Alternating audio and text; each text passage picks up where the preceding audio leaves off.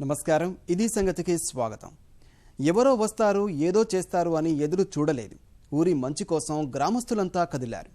వెనకబాటుకు నిలువెత్తు నిదర్శనంగా ఉన్న గ్రామాన్ని కేవలం 6 నెలల్లో అభివృద్ధికి చిరునామాగా మార్చారు. వారికి మంచి అధికారుల అండా లభించింది. ఇంకేం, అన్నింటా 100కు 100% ఫలితాలతో ఊరి రూపురేఖలే మారిపోయాయి. అదే స్ఫూర్తితో మిషన్ భగీరథ ఫలితాలు పూర్తి స్థాయిలో పొందిన మొదటి గ్రామంగా నిలిచింది. చేయి కలిపి ఐకమత్యంతో ముందుకు సాగితే సాధించలేనిది ఏమీ లేదని నిరూపిస్తున్న మరో ఆదర్శ గ్రామం మల్కాపూర్ కథ ఇది.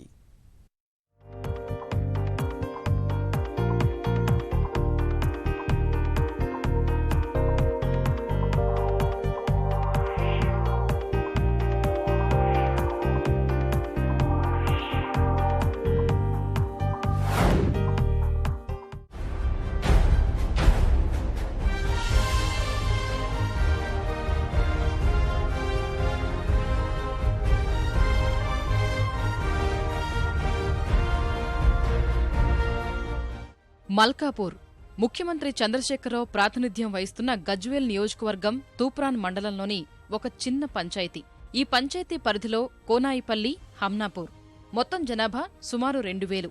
గ్రామ జ్యోతిలో భాగంగా కలెక్టర్ రొనాల్డ్ రోస్ గతేడాది ఆగస్టులో ఈ పంచాయతీని దత్తత తీసుకున్నారు. గ్రామంలోని సమస్యలపై సమగ్ర విచారణ చేసిన కలెక్టర్ ప్రజా భాగస్వామ్యంతో వాటిని నివారించవచ్చని గుర్తించారు. దశాబ్దాలుగా కనీస వసతులు లేక వెనుకబాటుతనం అనుభవిస్తున్న గ్రామవాసుల్లో స్ఫూర్తి రగిలించారు. యువత, మహిళా సంఘాలను భాగస్వాములుగా చేస్తూ నీరు, పారిశుద్ధ్యం, ఆరోగ్యం, పౌష్టికాహారం, విద్య, పేదరిక నిర్మూలన, సహజ వనరులు, వ్యవసాయం, మౌలిక సదుపాయాలు ఇలా 7 కమిటీలు ఏర్పాటు చేశారు. గ్రామాభివృద్ధికి మీరు కృషి చేస్తే మీ వెనక నేను ఉంటా, మీకు కావలసిన సహాయం అందిస్తానని భరోసా కల్పించారు. సమావేశంలో జిల్లా కలెక్టర్ గారు వాళ్ళు స్పష్టంగా చెప్పింది ఏమంటే, సమస్యలు గ్రామ పంచాయతీలో ఉన్న ప్రజలవి, పరిష్కారం కూడా మనం పరిష్కారం చేసుకోవాలా. ఏవైతే పరిష్కారం సమస్యలు ఉన్నాయో అవి మన అధికారులు బహుశా విలేజ్ లెవెల్ కానీ, మండల్ లెవెల్ కానీ, లేక జిల్లా స్థాయి కానీ, లేకుంటే రాష్ట్ర స్థాయి వరకు తీసుకెళ్తే ఆ సమస్యలు ఒక్కొక్కటి పరిష్కారం అవుతాయి. ముందు తనమంటాము ఏవైతే సమస్యలు ఉన్నాయో ఆ సమస్యలు గ్రామ స్థాయిలోనే పరిష్కరింపజేసుకుందాం అనేది చెప్పడం జరిగింది. మొదట బహిరంగ మల విసర్జన రహిత గ్రామంగా చేయాలని నిర్ణయించారు. శౌచాలయం లేని ఇంటి యజమానుల ఇళ్లకు వెళ్లి వారికి ఆ ఆవశ్యకత వివరించి ప్రతి ఇంటిలో నిర్మించుకునేలా చేశారు.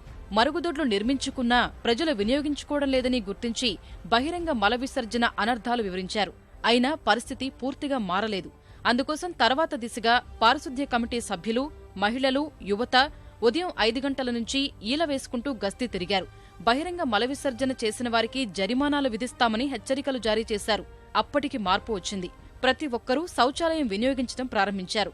100% బహిరంగ మల విసర్జన లేని గ్రామంగా నిలిపారు. తెల్లవారుజామున 4 గంటల నుంచి విజిల్ బ్లోయింగ్ టీమ్గా విజిల్ వేస్తూ అందరినీ కూడా అలర్ట్ చేసేసి ఫైన్ సిస్టమ్ పెట్టేసి అందరినీ కూడా 2-3 డేస్లోనే వాళ్ళందరూ కూడా మరుగుదొడ్ల వైపు వెళ్లే విధంగా బహిరంగ మల విసర్జన లేనటువంటి గ్రామంగా వాళ్ళు తీర్చిదిద్దారు. దీనికి వాళ్ళకి ఇంకా వాళ్ళ యొక్క బలం మీద వాళ్ళకి నమ్మకం పెరిగింది. ఎంబీడీఓ సార్ విజిల్ కొనిచ్చిండు, అక్కడనే టాయిలెట్లకే పోవాలనేసి అందరికీ చెప్పినాం సార్. అందరూ ఇప్పటికీ యూజ్ చేసుకుంటున్నారు, మంచిగానే ఉంటుంది సార్. కరవుతో తీవ్ర నీటి ఎద్దడి ఎదుర్కొంటున్న గ్రామంలో 100% ఇంకుడు గుంతల నిర్మాణం 2వ లక్ష్యంగా నిర్ణయించుకున్నారు. గ్రామస్తులు కొంతమందిని ఇంకుడు గుంతల నిర్మాణంలో ఆదర్శంగా నిలిచిన ఇబ్రహీంపూర్ పర్యటనకు తీసుకెళ్లారు. అక్కడ ఫలితాలు స్వయంగా చూపించారు. మల్కాపూర్లోనూ ప్రతి ఇంట్లో ఇంకుడు గుంత తవ్వుకోవాలనే సంకల్పం కలిగేలా చేశారు. నిర్ణయం ప్రకారం ప్రతి ఇంటిలో ఇంకుడు గుంత తవ్వారు. ఇంట్లో వినియోగించిన ప్రతి చుక్క నీరు ఇంకుడు గుంతలోకి పంపడంతో పారిశుద్ధ్య సమస్య తీరింది. మురుగు కాలువలు ఎండిపోయాయి. ఎండిపోయిన బావుల్లో నీటి ఊట ప్రారంభమైంది.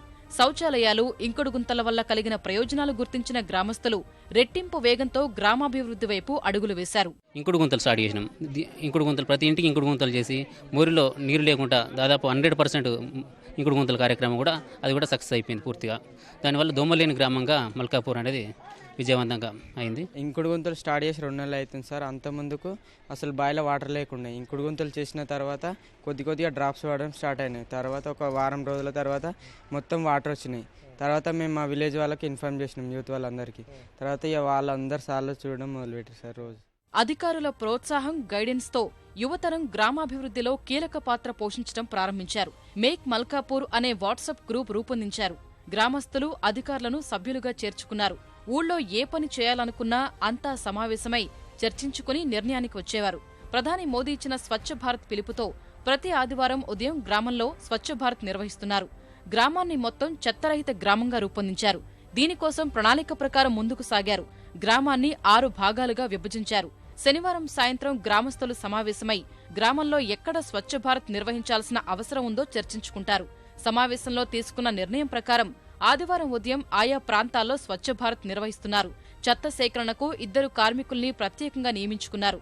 దుకాణాలు వంటి ఎక్కువ చెత్త వచ్చే ప్రాంతాల్లో ప్రత్యేకంగా బుట్టలు ఏర్పాటు చేశారు. గ్రామంలో ఎక్కడైనా చెత్త కనిపిస్తే చూసిన వ్యక్తి వెంటనే సమీపంలోని బుట్టలో వేసే స్థాయికి వీరి చైతన్యం పెరిగింది. తడి చెత్త సపరేట్, పొడి చెత్త సపరేట్ చేస్తున్నాం సార్. ఒక డంప్యార్డ్లో దాన్ని తడి చెత్తని అనేది మనం మళ్ళీ ఎరువుగా తయారు చేసుకొని పొలాలకు వాడుకునే విధంగా ఏర్పాటు చేస్తున్నాం సార్. ఇంటింటికి 2 తడి చెట్టుది పొడి చెట్టుది బుట్టలు ఇచ్చారు. అవి అందులో వేస్తుర్రు. వాళ్ళకు నెలకు 10 రూపాయలు ఇస్తున్నాము. ఇంటింటికి ఇస్తున్నాము కంపల్సరీ. చెత్త మాత్రమైతే ఉంటలేదు, ఇళ్లలో ఉంటలేదు, బయట ఉంటలేదు. పరిశుభ్రత సాధించిన గ్రామస్తులు పచ్చదనంపై దృష్టి పెట్టారు. హరితహారం స్ఫూర్తితో ఎండలు మండిపోతున్నా ఫిబ్రవరిలో గ్రామంలో రోడ్ల పక్కన 500 మొక్కలు నాటుకున్నారు. ప్రతి మొక్కను కంటికి రెప్పలా కాపాడుకున్నారు. కరవు, ఎండ తీవ్రతలోనూ ఒక్క మొక్క కూడా చనిపోకుండా కాపాడుకున్నారు. రోజూ బిందెలతో నీళ్లు పోసి బతికించుకున్నారు. మొక్కలపై వీరికి ఉన్న ప్రేమ గుర్తించిన మెదక్ ఎంపీ ప్రభాకర్ రెడ్డి నీటి ట్యాంక్ను సమకూర్చారు. నెలల వ్యవధిలోనే మొక్కలు ఏపుగా ఎదగటం చూసి ఉత్సాహంగా వేసవిలోనూ ప్రతి ఇంటికి 5 పండ్ల మొక్కలు నాటుకున్నారు. జూన్లో ప్రతి ఇంటికి 5 పూల మొక్కలు నాటుకోవడంతో పాటు గ్రామంలో పొలాల గట్లపైన 50,000 మొక్కలు నాటుకోవడానికి ప్రణాళికలు సిద్ధం చేసుకున్నారు. ఫస్ట్ 300 పెట్టినాము, అవి బతికించాము. తర్వాత 240, ఇప్పుడు మొత్తం 500 చెట్లు దాకా మేము పెంచడం జరిగింది. అవి కూడా మంచిగా ఏపుగా మీకు కనిపిస్తున్నాయి, మంచిగా పెరిగినాయి. గ్రామాన్ని హరితవనంగా మార్చుకోవడమే కాక హరిత విద్యుత్ వైపు అడుగులేస్తున్నారు. పూర్తిగా సౌర విద్యుత్ దీపాలను ఏర్పాటు చేసుకున్నారు. కలెక్టర్ రొనాల్డ్ రోజ్ ప్రోద్బలంతో ఓ పరిశ్రమ తమ సామాజిక బాధ్యతగా మొదట 50 సౌర విద్యుత్ దీపాలు అందించింది. గ్రామస్తుల చైతన్యం చూసిన పరిశ్రమ ప్రతినిధులు మరో 50 వీధి దీపాలు ఇచ్చింది. వాటి ఏర్పాటులోనూ గ్రామస్తులు తమ వంతు పాత్ర పోషించారు. రాత్రి సమయంలో సర్వే నిర్వహించి మరీ దీపాలు ఎక్కడ పెట్టాలో గుర్తించారు. స్తంభాలు నిలపడం కోసం గుంతలు తవ్వడం, దీపాలను ఆయా స్థలాలకు తరలించడంలో తమ వంతు సాయం అందించారు. అసలు మాలుమూల ప్రాంతం కాబట్టి మాకు కరెంటు కూడా కొంచెం ఇబ్బందికరంగా ఉండేది. సబ్స్టేషన్ రావడము, మళ్ళీ అట్నే మాకు ఇప్పుడు సోలార్ లైట్లు కూడా మన 100 పంపడం జరిగింది కలెక్టర్ సాబు. అది కూడా మనకు ఇబ్బందికరంగా ఉండే చోట్లనే మేము కరెంటు సోలార్ లైట్లు బిగిస్తూ అది కూడా గ్రామ ప్రజలు కూడా హర్షం వ్యక్తం చేస్తున్నారు. మిషన్ భగీరథలో మల్కాపూర్కు ప్రత్యేక రికార్డులున్నాయి. ఆ పథకంలో భాగంగా 100% నీటి సరఫరా చేసిన మొదటి గ్రామంగా రికార్డు సొంతం చేసుకుంది. గ్రామస్తులంతా కలిసి ఒక్కరోజులోనే గ్రామం అంతర్గత గ్రిడ్ పనులు పూర్తి చేసి మొత్తం నల్లాలు బిగించారు. బాబు జగ్జీవన్ రామ్ జయంతిని పురస్కరించుకుని ఈ రికార్డు నెలకొల్పాలని గ్రామస్తులంతా నిర్ణయించుకున్నారు.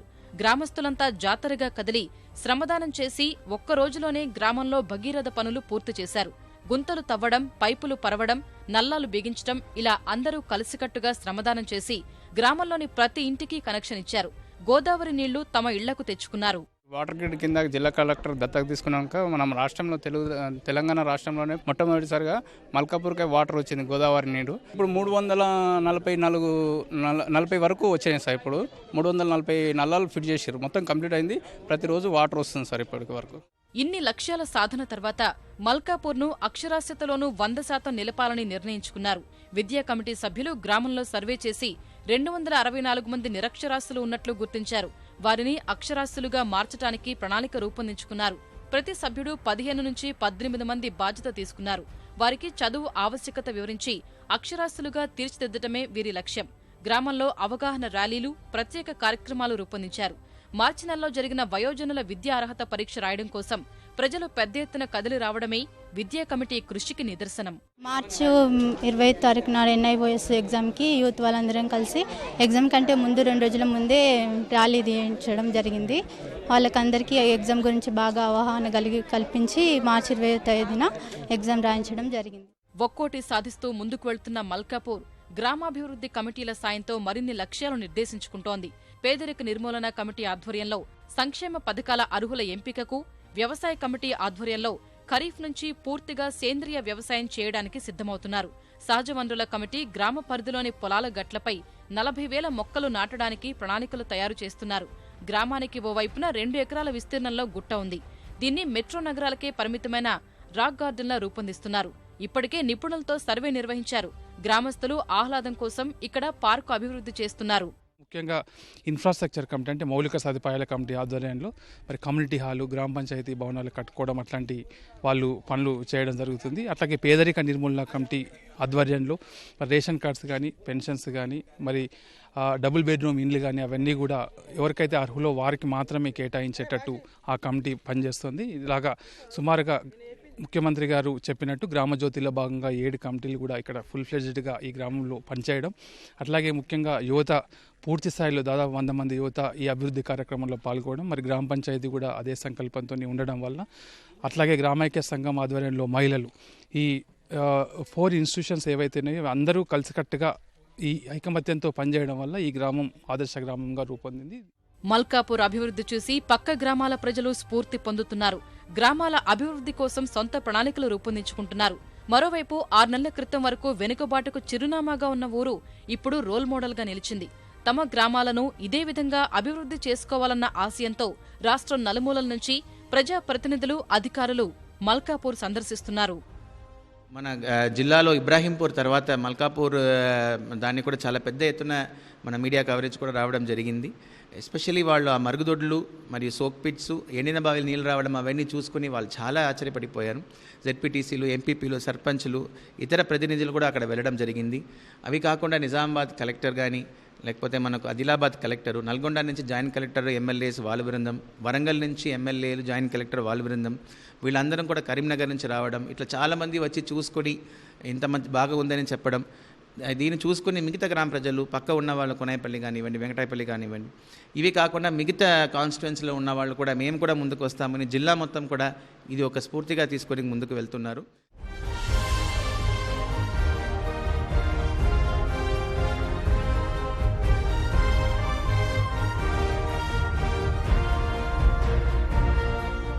గాంధీజీ కలలు కన్న గ్రామ స్వరాజ్యాన్ని చెయ్యి చెయ్యి కలిపి ఐక్యమత్యంతో సాధిస్తున్న మల్కాపూర్ గ్రామస్తులు అందరికీ ఆదర్శనీయులు.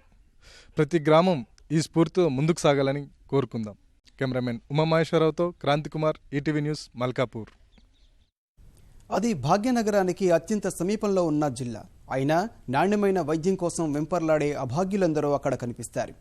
గ్రామీణులకు అధునాతన వైద్యమని ఎన్నో దశాబ్దాలుగా ఊదరగొడుతూనే ఉన్నా నేటికీ అక్కడ ప్రజారోగ్యం ఎండ మావిగానే మారిపోయింది. లేకపోతే పురిటి నొప్పులతోనే ఎంతోమంది తల్లులు ప్రాణాలు కోల్పోతున్నారంటే పరిస్థితి ఎంత దయనీయమో అర్థం చేసుకోవచ్చు. అత్యాధునిక వైద్యం అందుబాటులోకి వస్తున్న ప్రస్తుత తరుణంలోనూ మాతా శిశు మరణాలు పెద్ద ఎత్తున చోటు చేసుకుంటున్నాయి. జిల్లాలోని మారుమూల ప్రాంతాల్లోనైతే పరిస్థితి మరీ దారుణమని చెప్పాలి. ఇది పాలమూరు జిల్లా దుస్థితి.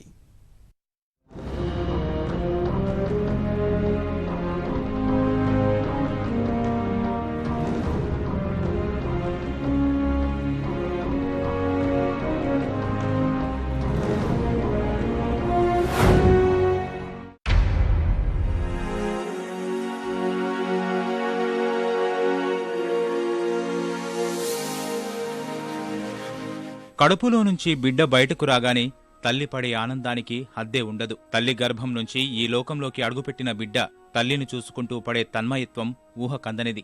కాని ఈ రెండింటికి నోచుకోలేకపోతున్నారు ఆ జిల్లాలోని కొంతమంది తల్లి బిడ్డలు. పురిట్లోనే ప్రాణాలు కోల్పోతూ చిన్నారులు, గర్భిణులుగానే తనువు చాలిస్తున్న మహిళలు ఇక్కడ ఎంతోమంది కనిపిస్తారు. ఇలా మాతా శిశు మరణాలు అత్యధికంగా నమోదవుతున్న జిల్లా మహబూబ్ నగర్. ఇన్నాళ్లు కరువు, వలసలకు పెట్టింది పేరుగా మారిన పాలమూరు జిల్లా ఇప్పుడు మాతా శిశు మరణాల్లోనూ ముందు వరుసలో నిలుస్తోంది. గతేడాది 79 మంది ప్రాణాలు కోల్పోగా ఈ సంవత్సరం ఇప్పటి వరకు 39 మంది తనువు చాలించారు. నేటికి కనీస వైద్యం అందుకోలేని దుస్థితిలో ఉన్నారు అక్కడి ప్రజలు. సకాలంలో ఆసుపత్రులకు చేరుకోకపోవడం, అత్యవసర చికిత్స కేంద్రాలు లేకపోవడం, అవగాహన లేమి, నామమాత్రంగా మారిన ప్రాథమిక ఆరోగ్య కేంద్రాలు, వైద్యాధికారుల నిర్లక్ష్యం, అవినీతి వంటి కారణాలతో కరువు జిల్లాలో వైద్యమనేది అందని ద్రాక్షగానే మిగిలిపోతోంది. ముఖ్యంగా నల్లమల అటవీ ప్రాంతంలోనైతే 50 కిలోమీటర్లు ప్రయాణిస్తే గాని వైద్యం అందని దుస్థితి నెలకొంది.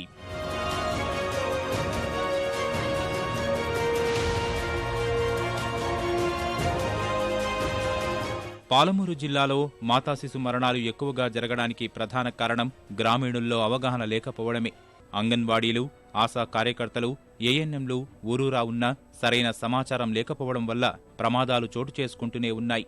మరోవైపు వీరికి సమాచారం ఉంటున్నా ప్రభుత్వాసుపత్రుల పరిస్థితి చూసి మిన్నకుండిపోతున్నారు. సాధారణంగా ఏదైనా గ్రామంలో గర్భిణులు ఉంటే వారికి నెలనెలా పౌష్టికాహారం అందజేయాలి. వాస్తవంగా చాలా చోట్ల గర్భిణులకు అంగన్వాడీల ద్వారా పౌష్టికాహారం అందజేస్తున్నారు.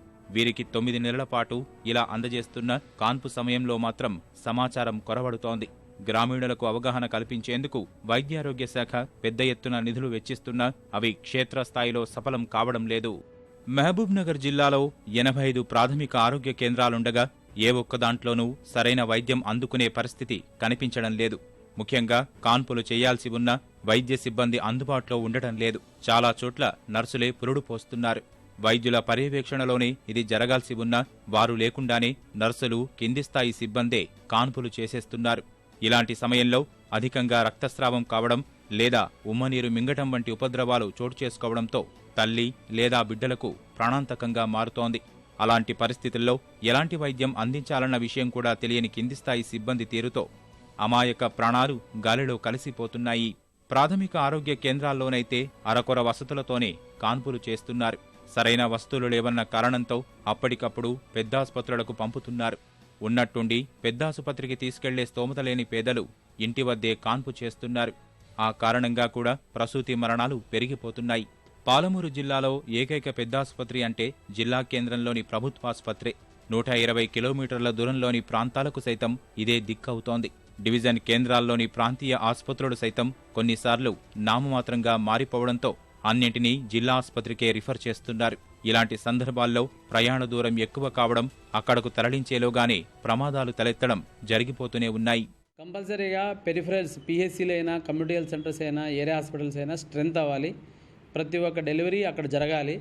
24 అవర్స్ 7 డేస్ 365 డేస్ అక్కడ ఏరియా హాస్పిటల్స్ అయినా, సిహెచ్సిస్ అయినా, పిహెచ్సీలు అయినా కానీ డెలివరీ నార్మల్ డెలివరీ చేయగలిగితే, మా దగ్గర కాంప్లికేటెడ్ కేసు వస్తే నార్మల్ డెలివరీ తర్వాత కొంచెం కాంప్లికేట్ అయితే మేము టేకప్ చేసుకోగలుగుతాము.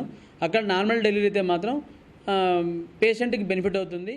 కాన్పు సమయంలో ప్రాణాలు కోల్పోయే గర్భిణుల సంఖ్య పాలమూరు జిల్లాలో ఏమాత్రం తగ్గడం లేదు. జాతీయ సగటు 1,140 మరణాలు ఉండగా రాష్ట్ర సగటు 92గా ఉంది. మహబూబ్నగర్ జిల్లాలో అది 98గా ఉంది. అంటే రాష్ట్ర సగటు కన్నా ఎక్కువ మంది గర్భిణులు ప్రసవం సమయంలో ప్రాణాలు కోల్పోతున్నారు. ఇక శిశు మరణాల పరిస్థితి ఆందోళనకరంగానే ఉంది. జాతీయ సగటులో ఇది 1000కి 43 మంది ఉండగా రాష్ట్ర సగటు 48గా ఉంది. పాలమూరు జిల్లాలో 1000కి 53 మంది ప్రాణాలు కోల్పోతున్నారు. అచ్చంపేట, దామరగిద్ద, మద్దూరు, వంగూరు, కొల్లాపూర్, వీపనగండ్ల వంటి మారుమూల మండలాల నుంచి సమీప ఆసుపత్రులకు చేరాలంటే ఎంత లేదన్నా 30కి పైగా కిలోమీటర్లు ప్రయాణించాల్సిందే. ఈ మార్గాల్లో సరైన వాహనాల రాకపోకలు లేకపోవడంతో గర్భిణులను తీసుకెళ్లడం కూడా ఇబ్బందికరంగా తయారవుతోంది. అత్యవసర సమయాల్లో ఆదుకోవాల్సిన 108, 104 వాహనాలు ఎప్పుడొస్తాయో ఎవరికీ అంతుబట్టదు. కొన్నిసార్లు గ్రామాల్లోని ఆశా కార్యకర్తలు, ఏఎన్ఎంలు చొరవ చూపిస్తున్నా ప్రభుత్వ వైద్యశాలల సిబ్బంది పట్టించుకోకుండా మాకెందుకులే అని వదిలేస్తున్నారు. అలాంటి సందర్భాల్లో సాధారణ కాన్పులకు పెద్దగా ఇబ్బంది లేకున్నా ప్రాథమిక ఆరోగ్య కేంద్రాల్లో సిజేరియన్ చేసే వసతులు కొరవడి తల్లి, బిడ్డల ప్రాణాలకు ప్రమాదం ఏర్పడుతోంది. నల్లమలలో నివసిస్తున్న చెంచులతో పాటు మారుమూల మైదాన ప్రాంతాల్లో నివసిస్తున్న వారి తీరు దయనీయమని చెప్పాలి. అక్కడి వారికి జ్వరం వచ్చినా 30 కిలోమీటర్ల దూరంలోని మన్ననూరు లేదా 45 కిలోమీటర్ల దూరంలోని అచ్చంపేటకు రావాల్సిన దుస్థితి ఎదురవుతోంది. ప్రసూతి కోసం ఎడ్లబండ్ల మీదనే తరలించడం వల్ల ఉదయం బయలుదేరితే ఏ సాయంత్రానికో ఆసుపత్రి చేరుతుంటారు. ఇలాంటి పరిస్థితుల్లో వ్యయప్రయాసలు ఎందుకులే అనుకుని ఉన్నచోటనే కాన్పులకు సిద్ధపడుతున్నారు. సరైన రీతిలో సాయమందని పరిస్థితుల్లో మాతా శిశు మరణాలు జరిగిపోతున్నాయి. వారానికోసారి అటవీ ప్రాంతంలోని చెంచులకు వైద్యం అందించాల్సి ఉన్నా వారికి వైద్యం కాదు కదా, పౌష్టికాహారం సరిగా అందించలేకపోతున్నారు. వీరి కోసం కోట్ల రూపాయలు వెచ్చిస్తున్నామని సమగ్ర గిరిజనాభివృద్ధి సంస్థ ఐటీడీఏ అధికారులు చెప్పుకుంటున్నా అది ఆచరణలో అమలు కావడం లేదు. మాతా శిశు మరణాలు జరగడానికి మరో కారణం బాల్య వివాహాలు. పాలమూరు జిల్లాలో 14-15 ఏళ్ల వయసులోనే అమ్మాయిలకు పెళ్లిళ్లు చేసి వారి గొంతుకు ఉరితాడు బిగిస్తున్నారు. ఒక్కరోజే జిల్లాలో 5 నుంచి 10 బాల్య వివాహాలు జరుగుతున్నాయంటేనే పరిస్థితి ఎంత దారుణంగా ఉందో అర్థం చేసుకోవచ్చు. మద్దూరు, దామరగిద్ద, ఇటిక్యాల, ఐజ వంటి విసిరేసినట్టుండే మండలాల్లో పెద్ద ఎత్తున చిన్నారుల పెళ్లిళ్లు జరుగుతున్నాయి. మత పెద్దలు, తల్లిదండ్రుల నిర్ణయంతో అప్పటికప్పుడు పెళ్లిళ్లు జరిగిపోతున్నాయి. మద్దూరు మండలంలోని ఓ పాఠశాలలో 10 మంది వరకు పెళ్లైన అమ్మాయిలు ఉన్నారంటే ఎంతటి బాధాకర పరిస్థితులు నెలకొన్నాయో అర్థమవుతోంది. ఈ మధ్య వారం రోజుల్లో జిల్లాలో 35 పెళ్లిళ్లను అధికారులు నిలువరించగలిగారు. అలా కొన్ని చోట్ల ఆపగలుగుతున్నా మరికొన్నింటిని మాత్రం రహస్యంగా జరిపించేస్తున్నారు అక్కడి స్థానికులు. అసలే పౌష్టికాహార లోపంతో బాధపడుతున్న బాలికలనెత్తిన తల్లిదండ్రుల ఇలాంటి నిర్ణయాలు పిడుగుల్లా పడుతున్నాయి. చేసేది లేక వాటికి అంగీకరిస్తూనే ప్రాణాల్ని పణంగా పెడుతున్నారు. మద్దూరు మండలంలో ఓ 8వ తరగతి బాలికకు 2 ఏళ్ల క్రితం పెళ్లి చేశారు. ఆ చిన్నారి ఎంతగా ముత్తుకున్నా తల్లిదండ్రులు వినకుండా ఓ అయ్య చేతిలో పెట్టారు. సదరు బాలిక గర్భం దాల్చింది. కాని పురిట్లోనే ప్రాణాలు కోల్పోయింది. ఇందుకు ప్రధాన కారణం బిడ్డను మోయలేనంత రక్తహీనత. ఇలాంటివి మచ్చుకు కొన్ని మాత్రమే. జిల్లాలో మాతా శిశు మరణాలకు అడ్డుకట్ట పడాలంటే బాల్య వివాహాలను ఎక్కడికక్కడా నిరోధించాలి. ఇటిక్యాల మండలంలో కొద్ది రోజుల క్రితం 2 మైనర్లకు పెళ్లి చేసిన మతపెద్దతో పాటు వధూవరుల కుటుంబ సభ్యులపై కేసులు నమోదు చేశారు. కేవలం కేసులే కాకుండా ఇలాంటి వారిని జైలుకు పంపిస్తేనే బాల్య వివాహాలకు అడ్డుకట్ట పడుతుందని చెప్పవచ్చు. ఈ విషయంలో జిల్లా కలెక్టర్ టీకే శ్రీదేవి విస్తృత కార్యక్రమాలు నిర్వహిస్తున్నారు. మద్దూరు, ఐజ మండలాల్లో అవగాహన కార్యక్రమాలు నిర్వహించారు. స్వయంగా తానే పాల్గొని గ్రామీణుల్లో చైతన్యం తీసుకువచ్చే ప్రయత్నం చేస్తున్నారు. మరోవైపు జిల్లాలో 85 ప్రాథమిక ఆరోగ్య కేంద్రాలుంటే అందులోని 10 పీహెచ్సీల్లో అసలు కాన్పులే జరగవు. మరో 25 కేంద్రాల్లో నామమాత్రంగా కాన్పులు చేస్తుంటారు. ఈ పరిస్థితుల్లో అన్ని ప్రాథమిక ఆరోగ్య కేంద్రాల్లో కాన్పులు జరిగేలా చర్యలు తీసుకోవాలి. కానీ కొన్నింటికి నిధులు విడుదల చేస్తున్నా కనీసం వినియోగించుకోలేని పరిస్థితి. గతేడాది పీహెచ్సీల ఖాతాలకు 1,20,00,000 విడుదల చేస్తే 75 లక్షలు మాత్రమే ఖర్చు చేశారు. వాటిని బట్టి చూస్తే అర్థమయ్యేది ఒక్కటే. వైద్య విధాన పరిషత్తో పాటు జిల్లా వైద్యారోగ్య శాఖ అధికారులు విస్తృత ప్రణాళికలు రూపొందిస్తున్నా అమలైనప్పుడే వాటికి సార్థకత చేకూరుతుంది. మాతా శిశు మరణాలు తగ్గాలంటే ముందుగా స్థానిక ప్రాథమిక ఆరోగ్య కేంద్రాల్ని త్వరితగతిన మెరుగుపరచాలి. లేదంటే వీటికి అడ్డుకట్ట వేయడం సాధ్యం కాదనే చెప్పాలి. మరో ఆందోళనకర విషయం ఏమిటంటే గ్రామాల్లో చాలా మంది ఆర్ఎంపీ, పీఎంపీలే కాన్పులు చేస్తున్నారు. ఎలాంటి అవగాహన లేకున్నా అన్నీ తామే అయి మంత్రసానులుగా మారుతున్నారు. అలాంటి సందర్భాల్లో తల్లి బిడ్డల ప్రాణాలు ప్రమాదకరంగా మారుతున్నాయి. క్షేత్రస్థాయిలో ఉన్న ఆర్ఎంపీ, పీఎంపీలను కట్టడి చేసి ప్రసూతి కోసం కేవలం ప్రభుత్వ ఆసుపత్రులకే తరలించేలా చూస్తే మాతా శిశు మరణాలు తగ్గించవచ్చు. ఆర్ఎంపీస్ పెట్టుకొని అక్కడే అవుతుందని వాళ్ళకి ఇంజక్షన్లు ఇవ్వడము, లాస్ట్ స్టేజ్లో బాగలేని పరిస్థితిలో గవర్నమెంట్ హాస్పిటల్కి పంపడము, అటువంటివి చాలా మటుకు మనకు మరణాలు సంభవిస్తుంటాయి. ప్రస్తుతం రాష్ట్ర వ్యాప్తంగా వైద్యారోగ్య రంగంపై కేసీఆర్ సర్కారు తీక్షణ దృష్టి సారించింది. ఈ విధంగానే పాలమూరు జిల్లాలోని వైద్యారోగ్య శాఖను ప్రక్షాళన చేస్తేనే మాతా శిశు మరణాలకు అడ్డుకట్టపడుతుందనేది స్థానికుల ఆశాభావం.